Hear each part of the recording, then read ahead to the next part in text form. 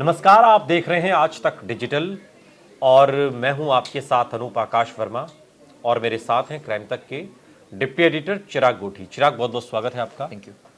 खबर आज बिहार से है। बिहार में बड़े पैमाने पर भर्ती निकाली गई पुलिस में। 2023 की शुरुआत में बिहार पुलिस सिपाही के कुल 21,391 पदों पर भर्ती निकाली गई और इसके लिए नोटिफिकेशन जारी हुआ। इसकी लिखित परीक्षा 1 अक्टूबर 2023 को 2 शिफ्ट में हुई। परीक्षा से पहले ही पेपर और आंसर जो शीट थी वो सोशल मीडिया समेत तमाम जगहों पर वायरल हो गई, यानी कि पर्चा लीक हो गया।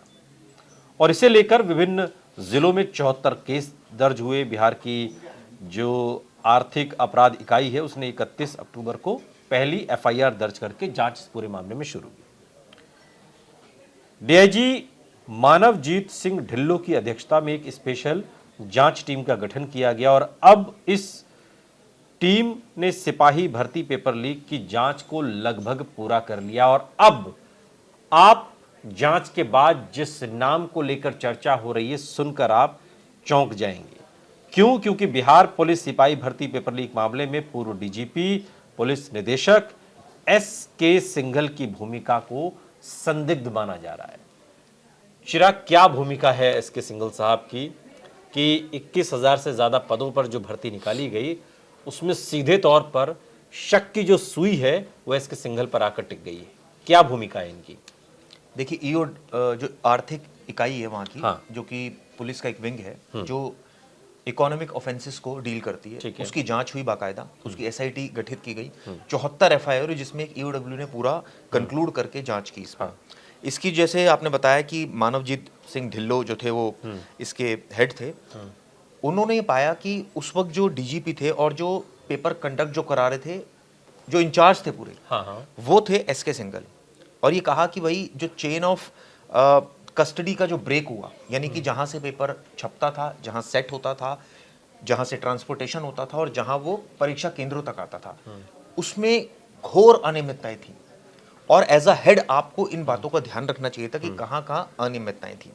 आप सोचिए कि एसआईटी ने, ये बहुत बड़ी चीज होती है कि एक डीजीपी को इसमें कसूरवार माना है कि भाई आपकी जांच आपके रहते ये हुआ और इसमें सीधी सीधी आपकी लापरवाही है। मैं वो पॉइंट पढ़ देता हूं जो एसआईटी की रिपोर्ट में कहा गया है कि जांच में यह बात सामने आई है कि परीक्षा के दौरान जो मानक और दिशा निर्देश तय किए गए थे उनकी अनदेखी हुई, पहली चीज। दूसरा, परीक्षा में चेन ऑफ कस्टडी यानी परीक्षा के पेपर की सुरक्षा और उसकी गोपनीयता बनाए रखने के लिए जो निर्धारक मापदंड थे, मानक थे, उनका पालन ही नहीं किया गया। आप सोचिए, एज अ हेड आप उसको कर रहे हैं। इतनी बड़ी परीक्षा ऑर्गेनाइज हो रही है। हम सब ने देखा यूपी पेपर लीक जब हुआ, पूरी परीक्षा रद्द हुई, अब दोबारा परीक्षा हुई है।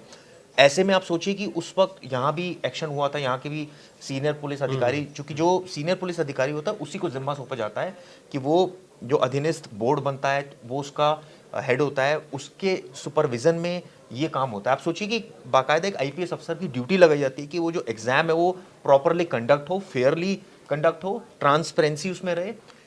कितना पैसा खर्च होता है सरकार का, जिसमें कि परीक्षा केंद्रों से लेकर पेपर छपने से लेकर वहाँ पहुँचने से लेकर ट्रांसपोर्टेशन से लेकर उसके बाद कंडक्ट हो रहा है, स्टूडेंट्स आ रहे हैं और बाद में पता लगता है जी पेपर लीक हो गया।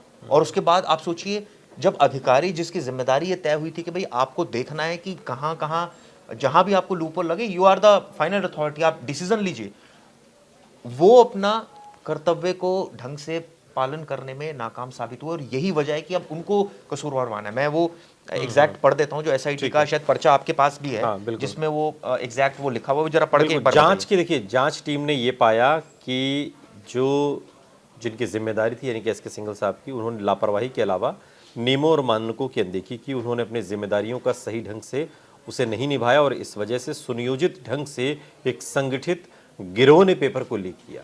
यानी कि वो जो पर्चा लीक हुआ है उस पर्चे को लीक करने के लिए जो बैरिकेड लगाए जाने चाहिए थे, जो नियम मानक कानून सम्मत थे, उनमें पूरी तरीके से लापरवाही और जो पेपर लीक गिरोह था उसके लिए और आसानी कर दी गई।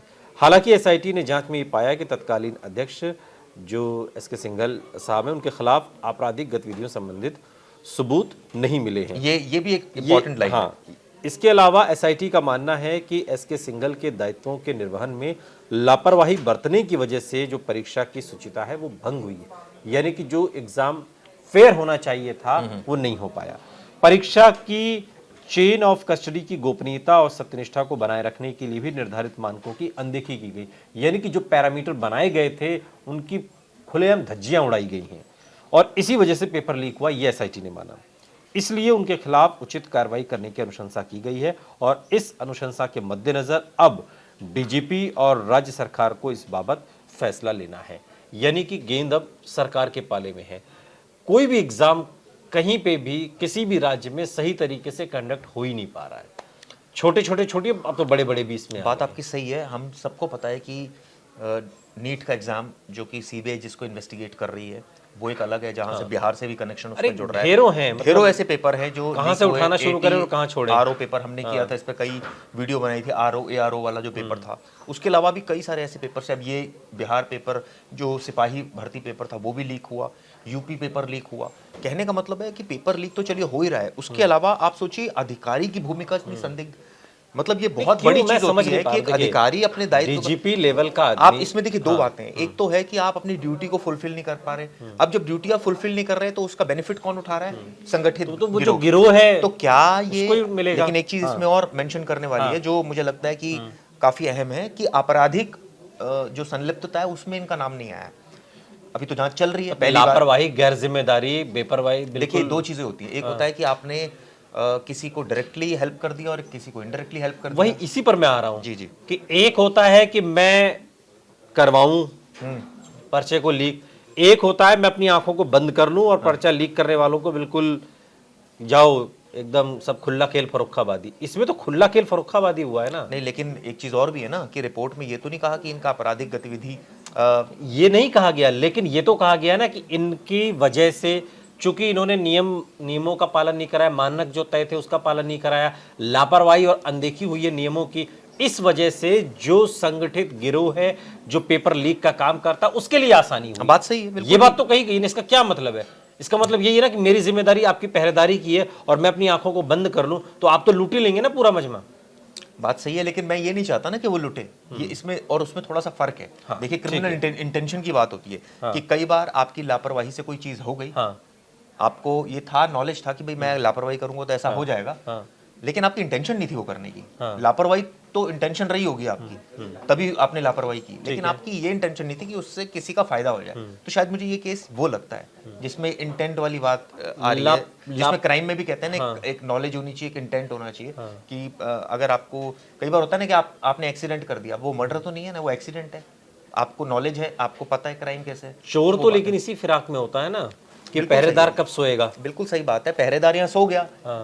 और पहरेदार भी कोई आम आदमी नहीं था, कोई एक कांस्टेबल रैंक का ऑफिसर नहीं था, डीजीपी। आप सोचिए, पूर्व डीजीपी एसके सिंघल साहब की और एसआईटी ने रिपोर्ट दी। आप सोचिए जो वहां की बिहार की सरकार की जो एसआईटी है उसने रिपोर्ट देकर ये कह दिया, अपने डीजीपी पर ही खिला कह दिया कि जी इनकी भूमिका संदिग्ध थी सारी।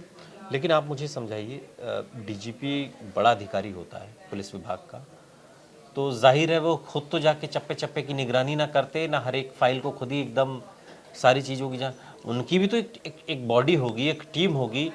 तो साहब ऐसा होता तो है ये है कि सेहरा सजेगा भी कप्तान के सिर और गर्दन कटेगी भी तो कप्तान की, यही बात है क्या?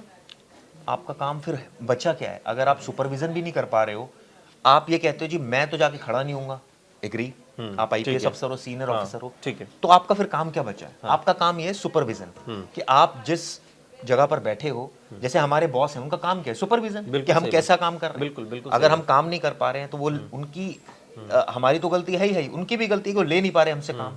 आप सोचिए, या नहीं कर रहे तो हमें बाहर कर दें। कहने का मतलब ये है कि यही सिचुएशन यहाँ क्रिएट हुई है कि एक आदमी जिसका काम सुपरविजन का था, उसके जो मातहत अधिकारी थे वो काम नहीं कर पा रहे थे। अगर वो काम नहीं कर पा रहे तो क्या इन्होंने कोई एक्शन लिया? क्या इन्होंने ये पिन पॉइंट किया कि भाई ढंग से काम नहीं हो रहा? क्या सरकार की नॉलेज में डाला कि अधिकारी मेरी बात नहीं सुन रहे हैं? बहुत सारी चीजें होती हैं। क्योंकि इसमें 28 मार्च 2023 को सिपाही भर्ती के पेपर छापने और अन्य गोपनीय कार्य का जो जिम्मा था वो कॉलटेक्स मल्टीवेंचर प्राइवेट लिमिटेड नाम की एक कंपनी को सौंपा गया था, जबकि इस कंपनी का जो अनुभव है मात्र 2 साल का है। इस फर्जी कंपनी के निदेशक और अभियुक्त संजय दास पहले से ही एक दूसरी company blessing secure press private limited के साथ उनका समझौता है। और जब एसके सिंघल से इन दोनों कंपनियों के बारे में पूछा गया तो उन्होंने बताया कि उन्हें इन दोनों कंपनियों के समझौते के बारे में कोई जानकारी नहीं थी। ईओयू ने पेपर लीक मामले की जांच के दौरान एसके सिंघल से 3 से 4 बार पूछताछ की, उन्हें जानकारी नहीं थी। बताइए। जो दो तो ये इतनी बेख्याली, इतनी बेखबरी किस लिए? अब सोचिए ना, एक अधिकारी है, 2 कंपनी जिनका जिम्मा था, जो ये बात हो रही ये है, काम क्या कर, मतलब मैं वही तो जानना चाह रहा हूँ कि फिर इनका काम क्या था, जब इनको उनकी नॉलेज नहीं थी, इनको ये नहीं पता था कि भाई नीचे जो है वो लाइटली ले लिया इन्होंने। चेन जो है वो ब्रेक हो रही है, कहीं ना कहीं से लीकेज हो रही है।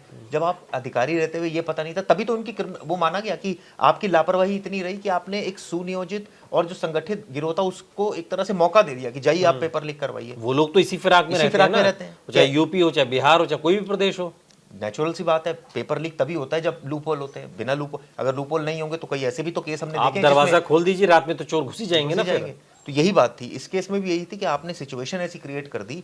आपको अगर कंपनीज का नहीं पता है, आपको ये नहीं पता है कि उनके बीच में कोई करार हुआ है, आपको ये जानकारी नहीं, तो फिर आप किस लिए बैठे हैं वहां पर?